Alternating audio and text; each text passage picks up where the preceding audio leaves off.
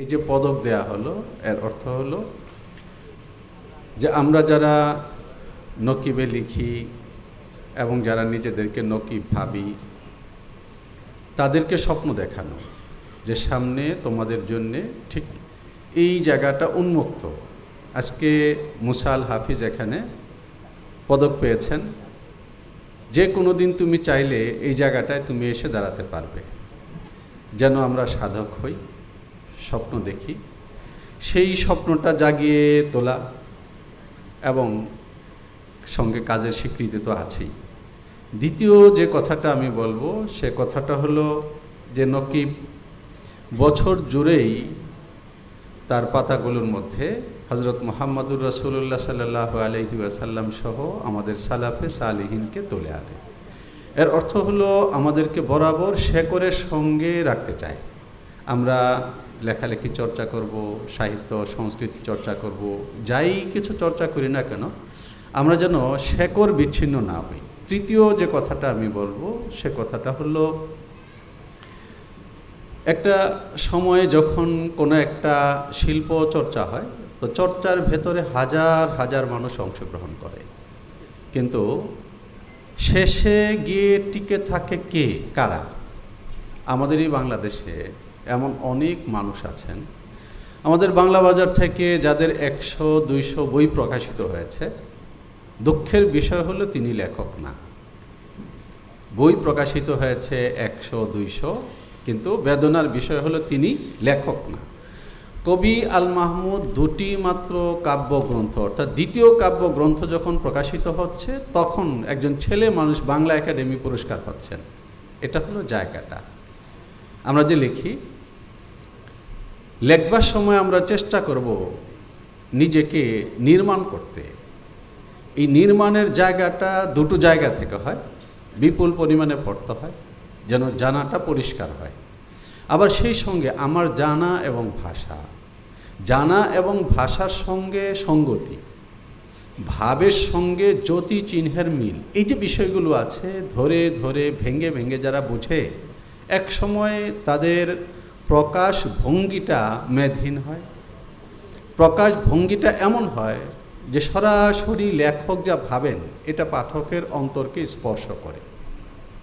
ছোট্ট একটা উদাহরণ দেই, এখানে উচ্চারিত হয়েছে শব্দ জনপ্রিয় লেখক। নেতা জনপ্রিয় হন, নেতার সঙ্গে জনতার সম্পর্ক, কিন্তু লেখার সঙ্গে সম্পর্ক হলো পাঠকের। তাই লেখকের প্রশংসায় শব্দটা হলো পাঠক প্রিয় লেখক, আর নেতার জন্য হলো জনপ্রিয় নেতা। আমি এখানে বুঝাতে চাচ্ছি এই কথাটা, আমি যে ভাবটাকে মনের মধ্যে লালন করছি ওই ভাবটার জন্য উপযুক্ত শব্দটা কি, এই দুটোকে মিলিয়ে যারা চিন্তা করে এবং এই ছোট ছোট বিষয়ও যাদেরকে এড়িয়ে যায় না, তারা একটা সময় এসে একটা শক্তির উপরে দাঁড়ান। তখন মূর্খ হওয়ার পরেও ইউনিভার্সিটিতে পাঠ্য হয়ে যান কবি আল মাহমুদ।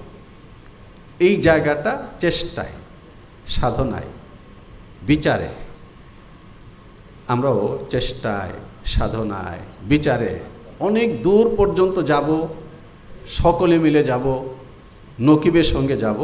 সবাইকে ধন্যবাদ। আসসালামু আলাইকুম ওয়া রাহমাতুল্লাহ।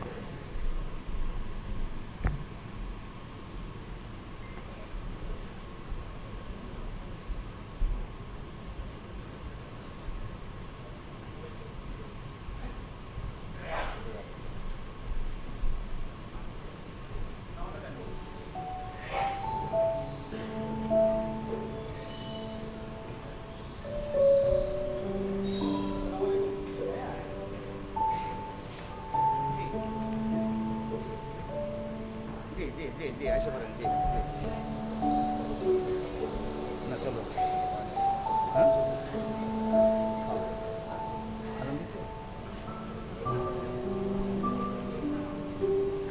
313 রিসোর্সের যে ভিউটা বা ডেমিটা এটা দেখানো হচ্ছে। 313 রিসোর্স কোম্পানিকে আন্তরিক অভিনন্দন জানাচ্ছি এবং আমাদের আরও 3টি কি রয়েছে সম্মাননা স্মারক রয়েছে, সেগুলো আমরা নামাজের পরে ইনশাল্লাহ দিব।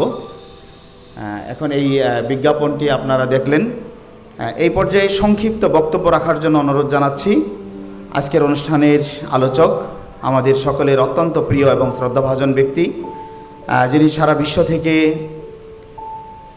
কোরআন প্রতিযোগিতায় বাংলাদেশকে অনন্য উচ্চতায় নিয়ে গিয়েছেন এবং বাংলাদেশকে যিনি বিশ্বের মাঝে তুলে ধরেছেন, সেই বিশ্বজয়ী হাফেজ কারি নেসার আহমদ আন নাসিরি। বক্তব্য রাখবেন শাইখ উস্তাদ নেসার আহমদ আন নাসিরি।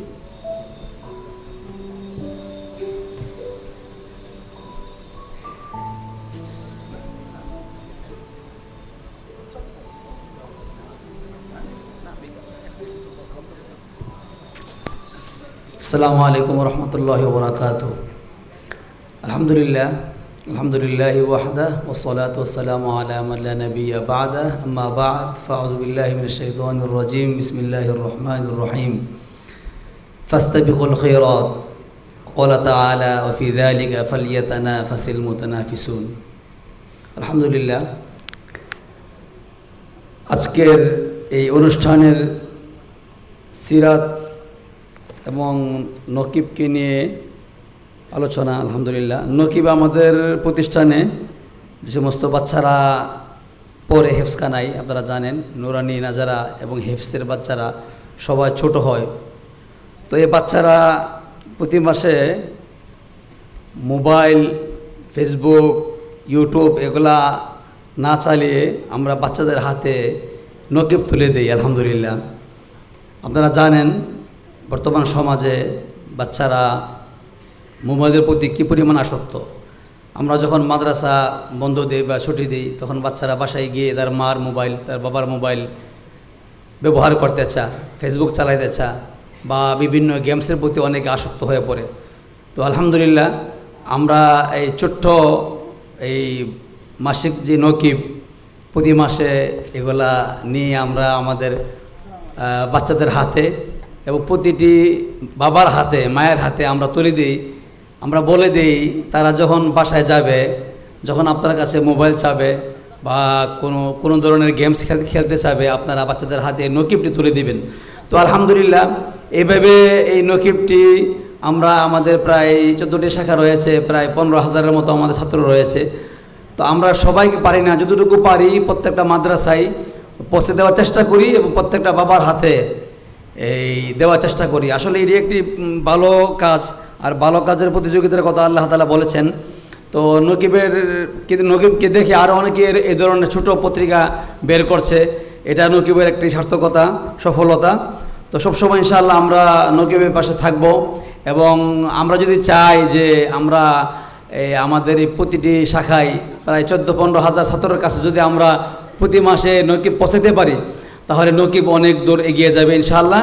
সবসময় নকিবের পাশে থাকবো। আল্লাহ তাআলা যেন নকিবকে আরও অনেক দূর এগিয়ে যাওয়ার তৌফিক দান করেন। আসসালামু আলাইকুম ওয়া রাহমাতুল্লাহি ওয়া বারাকাতুহু।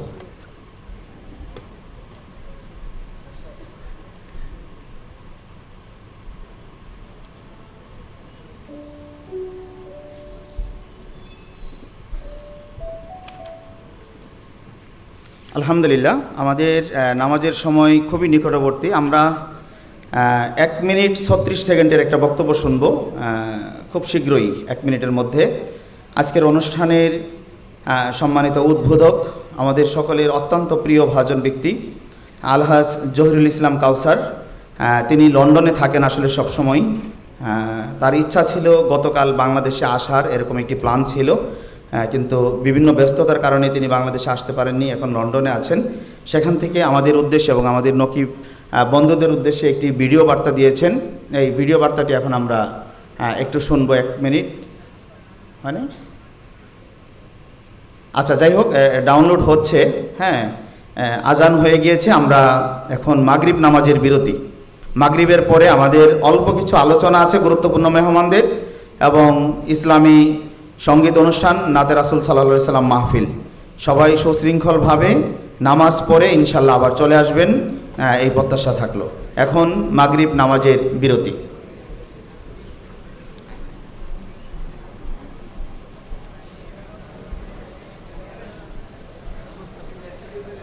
নামাজটা পড়তে হবে তো।